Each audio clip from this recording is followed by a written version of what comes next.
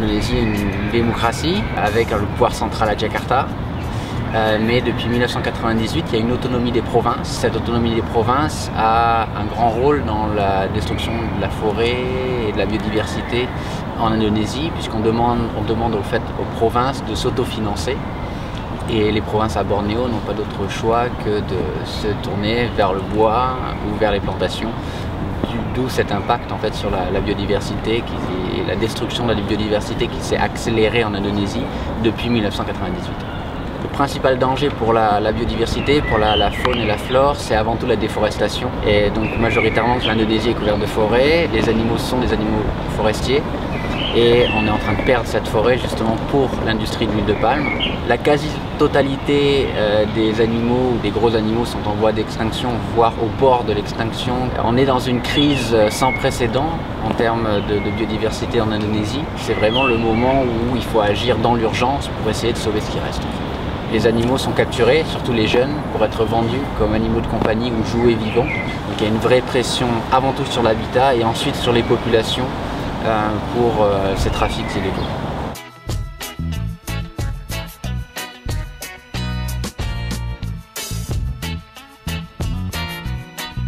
Alors la mission de Kalawet avant tout, c'est de venir en aide à tous ces animaux qui ont été victimes de braconniers et de la déforestation. Donc ces animaux qui se retrouvent en dehors de leur habitat. Ça peut être des animaux confisqués par les autorités, ça peut être des animaux qui nous sont amenés directement par les populations locales. Mais le schéma classique, c'est avant tout ces animaux qui ont été capturés et pour la capture, ils ont perdu leurs parents. La seconde mission, c'est de protéger leur habitat. On crée des réserves. J'achète des terrains pour créer des micro-réserves à titre privé en faisant mon droit de propriété. Et enfin, la troisième mission, c'est de faire en sorte que les populations locales travaillent avec nous et pas contre nous pour justement avoir encore plus d'impact.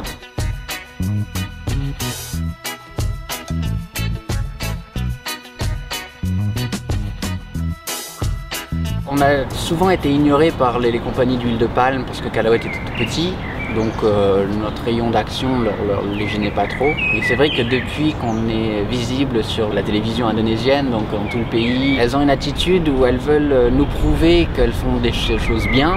Donc par rapport à Kalawet, j'aime dire qu'on a un peu le cul entre deux chaises, pardon d'être vulgaire, mais c'est un peu ça.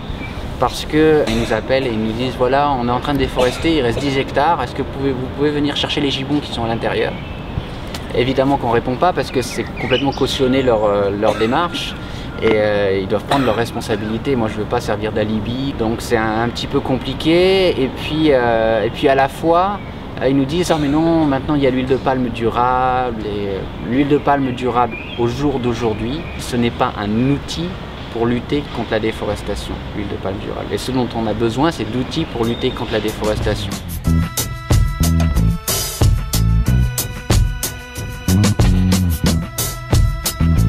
On n'est pas contre l'huile de palme, on est contre la méthode. Ces monocultures à perte de vue, ces centaines de milliers d'hectares, tout le sud-ouest de Bornéo par exemple, où il n'y a plus un seul arbre.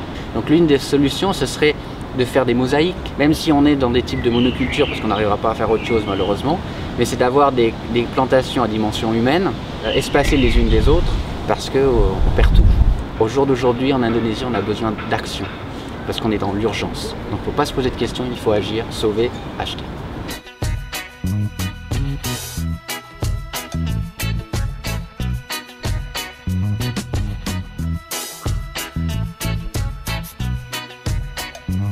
Je pense parce que je vis en Indonésie, ma maison c'est l'Indonésie, je vis à l'indonésienne, j'ai jamais dissocié les populations des animaux et c'est pour ça aussi que je pense qu'on arrive à Kalawet à avoir plein de petites victoires parce que toutes ces victoires elles sont menées avec les auditeurs de la radio Kalawet, avec les téléspectateurs de l'émission. Tout ça est fait ensemble, c'est pas simplement un illuminé de français tout seul perdu à Bornéo, mais c'est un illuminé de français, une équipe derrière lui, plus les populations qui nous soutiennent. Si on est réaliste, l'avenir de la biodiversité, il est pas joli. Par contre, encore une fois, parce que moi je suis quelqu'un de terrain, je veux pas être pessimiste, je le veux pas. Et donc certes c'est dur, comme je le dis, on est dans une situation d'urgence, il faut agir, tout simplement. Qu'est-ce que je dis, notamment dans mon dernier bouquin, par rapport à la démarche de Kalawet, faire changer les gens d'habitude, c'est pas quelque chose de facile. Il faut révolutionner la manière dont on en parle.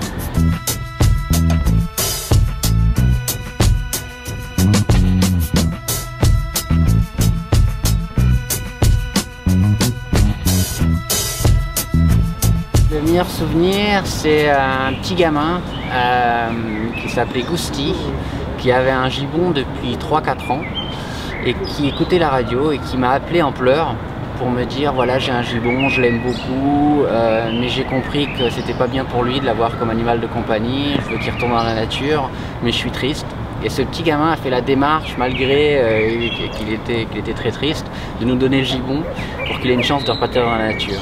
Donc là, en plus de sauver un animal, le message est passé. Et ce petit Gusti, qui a maintenant grandi, c'est un de nos alliés. Parce qu'il a compris le message, il a compris la force de Calaouette, la force de notre démarche.